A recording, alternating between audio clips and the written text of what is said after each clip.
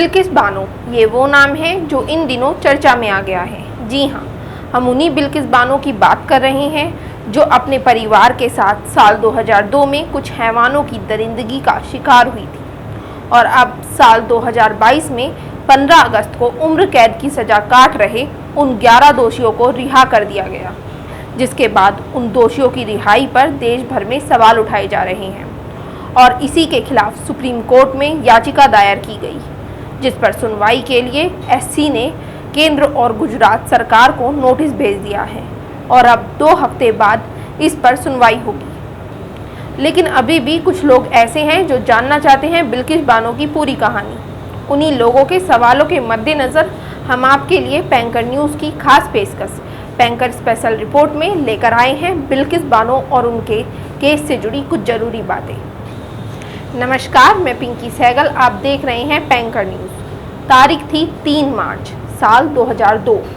करीब 3 घंटे से एक महिला बेहोश पड़ी थी। ना उसे अपनी सुध थी, ना अपने परिवार वालों की। जैसे ही उसकी आंखें खुलती है, वो अपने हाथ पैर चलाने की कोशिश करती है, लेकिन उसका शरीर दर्द से तड़प रहा था।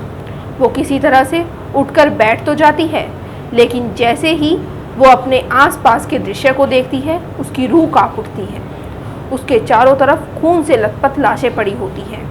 ये दृश्य इतना भयानक होता है कि उस महिला की भी चीख निकल पड़ती है और जैसे ही वो अपनी तरफ देखती है तो वो अपने आप को निर्वस्त्र पाती है, जो इस ओर इशारा करता है कि कुछ घंटों पहले उसके साथ कितनी भयानक वारदात हुई है। हालांकि उसे ये अंदाज़ा हो गया था कि अगर वो कुछ देर यहाँ और रुकी तो उसका हश्र भी लाशों की तरह ही हो जाएगा।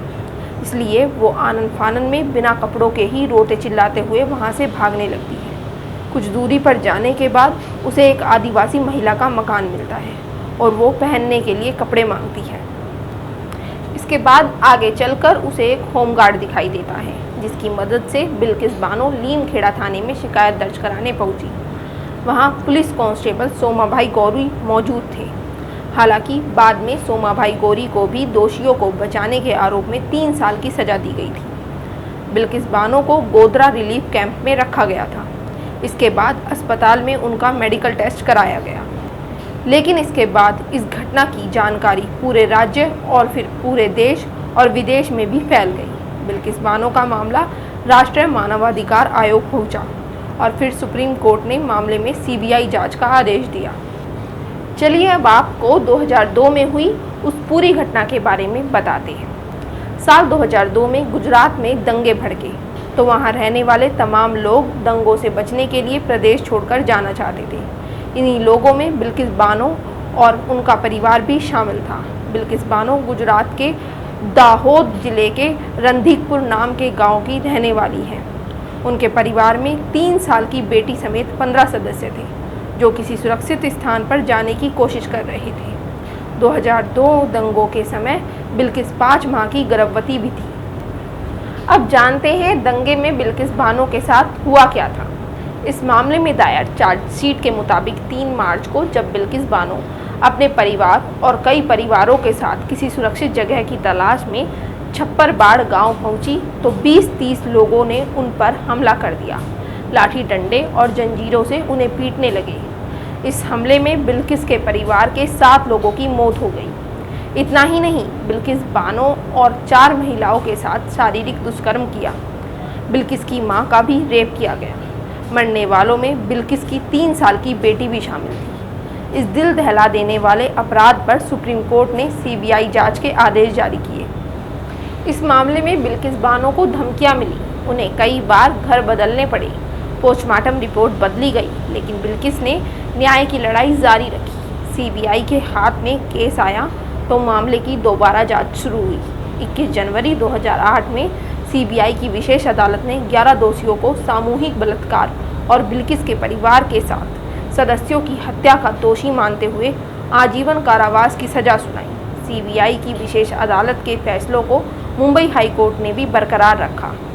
लगभग 15 साल बिल्किस बानो और उनके परिवार की हत्या के दोषियों ने जेल में सजा काटी, लेकिन इस मामले में जेल में उम्र कैद की सजा काट रहे एक दोषी ने रिहाई के लिए कोर्ट का दरवाज़ा खटखटाया। 15 अगस्त के दिन इन 11 दोषियों को रिहा कर दिया गया। उनकी रिहाई के बाद से मामला चर्चा में है और एक बार फिर बिल्किस बानो का नाम सुर्खियों में आ गया है। चलिए अब जान लीजिए कि उम्र कैद पर क्या कहता है कानून। उम्र कैद के दोषियों को जेल में कम से कम 14 साल की सज़ा काटनी पड़ती है। 14 साल पूरे होने पर दोषी माफ़ी की गुहार लगा सकता है। ऐसे में दोषी की उम्र, अपराध की प्रकृति और जेल में उसका व्यवहार आदि की समीक्षा की जाती है और फिर सरकार उसकी रिहाई को लेकर फैसला लेती है। 14 साल का प्रावधान हल्के जुर्म के दोषियों पर लागू होता है, वहीं संगीन मामलों में दोषी को उम्र भर के लिए जेल काटनी पड़ सकती है। आपको बता दें कि दोषियों की रिहाई पर अब देश में कई सवाल उठ रहे हैं। जैसे ही ये खबरें अखबारों और सोशल मीडिया पर फैली तो बड़ी संख्या में लोगों ने इस पर ऐतराज़ जताना शुरू कर दिया। कुछ लोग राज्य सरकार के इस फैसले के खिलाफ खड़े हो गए। आपको बता दें कि बिल्किस बानो के साथ हुई इस घटना के बारे में जिसने भी सुना वो हैरान हो गया और परेशान हो गया।